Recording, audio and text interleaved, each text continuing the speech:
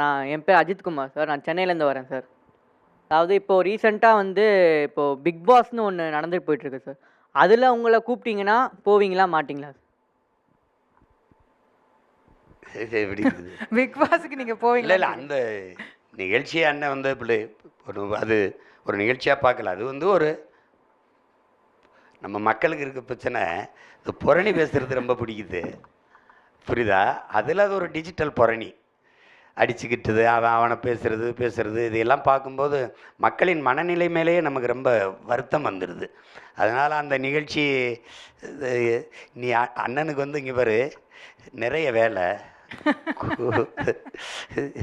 கொஞ்சோண்டு மூளை, நிறைய வேலை. மற்றவங்களுக்கு பொழுது போகலை, எனக்கு பொழுது போதலை, புரியுதா? பத்தலை. அவங்களுக்கு நிறைய நேரம் இருக்குது, வேலை கொஞ்சமாக இருக்குது. அண்ணனுக்கு நேரம் கொஞ்சமாக இருக்குது, வேலை அதிகமாக இருக்குது. அதனால் அங்கே உட்காந்து என் நேரத்தை தெண்டமாக செலவழிக்கிற அளவுக்கு அண்ணனுக்கு அவ்வளோ நேரம் இல்லை.